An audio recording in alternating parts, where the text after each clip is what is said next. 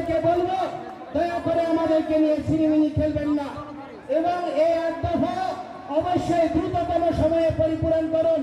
আমাদেরকে ইন্ডিয়ার দালাল, আমাদেরকে আওয়ামী লীগের দালাল এইসব টেক দিয়ে বহু রাজনীতি করেছেন, বহুদিন চালিয়েছেন, আর চালানো যাবে না।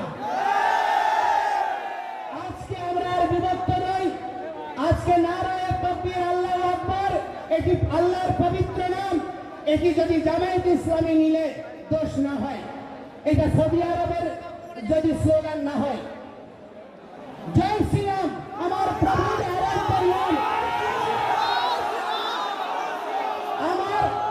আমার আরাধ্যের নাম, আমার ভগবানের নাম, আমার প্রভুর নামকে কি করে তোমরা ভাই আরএসএস এর ট্যাগ দিচ্ছ, বিজেপির ট্যাগ দিচ্ছ? এটা কি ধর্ম অবমাননা নয়? আজকে আমি বলতে চাই, এই সীতাকুণ্ড বাংলাদেশের ঐতিহাসিক তীর্থভূমি, ভগবান শ্রীরামচন্দ্র সীতার সঙ্গে জড়িয়ে রয়েছে। এই বাংলার সঙ্গে অযোধ্যার রাজ্য জড়িয়ে ছিল, তাহলে রাম কি এই বাংলার নয়?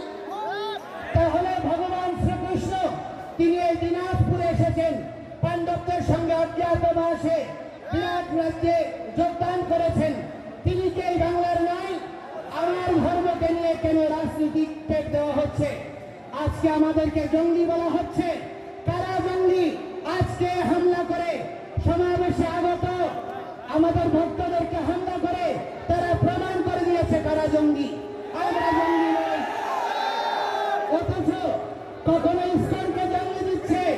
আরে ভাই, যেই দেশ জঙ্গি বানানোর সারা পৃথিবীতে নেতৃত্ব দিচ্ছে, যেই দেশ এখনো তাদের সঙ্গে জঙ্গি দমনে সহায়ক চুক্তি করে আজকে তাদের সঙ্গে কাজ করছে, যদি জঙ্গি হয় সেই ইসলামের ভক্ত কি করে আমেরিকায় গোয়েন্দা বিভাগের প্রধানের দায়িত্ব নেয়? আজকে জাতিসংঘের প্রায় ৯টি সংস্থায় ইসলাম কিভাবে কাজ করে? আজকে রাশিয়া, চায়না এরা একটা ভিন্ন মেরু, আমেরিকা, ইউরোপ একটা ভিন্ন মেরু। দুই মেরুতে ইসলাম কি করে সমান্তরাল ভাবে নিজের ধর্ম, কৃষ্টি আর আদর্শ প্রচার করে বিশ্বনন্দিত হচ্ছে? তাহলে ইউরোপ, আমেরিকা নেই, আরবীয় দেশগুলোতে ইসলাম গঠনমূলক ভূমিকার জন্য বিশ্বনন্দিত। দালাই লামা থেকে শুরু করে আপনার নেলসন ম্যান্ডেলা ফাউন্ডেশন থেকে শুরু করে পৃথিবীর সমস্ত সাম্প্রদায়িক জনগোষ্ঠী এবং তার প্রতিনিধিত্বকারীরা আজকে ইসলামের কার্যক্রমকে প্রশংসা করছে। আর এই বাংলাদেশে তাকে জঙ্গি, সন্ত্রাসী, ধর্মান্ধ রূপে প্রতিষ্ঠা করার প্রচেষ্টা করছে। আমরা কি কোনো কেউ ঘরে আগুন দিয়েছি? আমরা কি কেউ ঘরে আগুন দিয়েছি? আমরা কোনো মানুষকে হত্যা করেছি? আমরা কেউ জায়গা দখল করেছি? আমাদের জায়গা, আমাদের সম্পত্তি আমরা উদ্ধার করতে গিয়ে আজকে আমাদেরকে বলিদস্যু তকমা দেওয়া হচ্ছে। বাংলাদেশ সরকার অর্পিত সম্পত্তির নামে আপনার কর ক্ষয় করে কয়ের অধিকাংশ সম্পত্তি স্থায়ী খাস করে নিয়েছে। কোন মুসলমানের কোন সম্পত্তিকে খাস করার দুঃসাহস দেখাতে পেরেছে? আজকে বাংলাদেশে অধিকাংশ শিক্ষা প্রতিষ্ঠানের জায়গার দাতা হচ্ছে হিন্দুরা, অথচ সেইখানে আজকে আমরা বঞ্চিত। আমাদের প্রার্থনা করার জায়গা নেই, পূজা করার জায়গা নেই। আজকে যেন আমরা অপরাধী, জেলখানায় যেভাবে বন্দী যারা টোপের মধ্যে কয়েদিরা থাকে, ঠিক তদনুরূপ ভাবে আমাদের দেশে কারাগারের মধ্যে যেমন কয়েদি থাকে, সেইভাবে আমরা ওই পাহাড়ের ঘেরাটোপে পূজা করছি, পাহাড়ের ঘেরাটোপে জীবনযাপন করছি।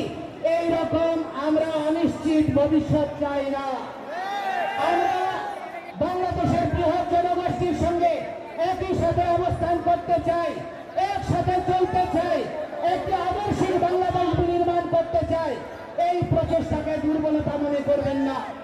আমি আপনাদের বক্তব্য দীর্ঘায়িত করব না। আমি আপনাদেরকে বলতে চাই, সারা পৃথিবীতে আজকে দেখা যাচ্ছে যে মানুষ মানবিকতার কথা বলছে, সারা পৃথিবীতে অসাম্প্রদায়িকতার কথা বলছে, ধর্ম নিরপেক্ষতার কথা বলছে, কিন্তু অতিশয় দুর্ভাগ্যের বিষয় আমার বাংলাদেশে রাষ্ট্র ধর্ম ইসলাম করতে চায়, একটা ধর্মীয় রাষ্ট্র বানাতে চায়, কিন্তু অন্য দেশে আপনার কি করতে চায়? ধর্ম নিরপেক্ষ এইরকম দ্বিচারিতা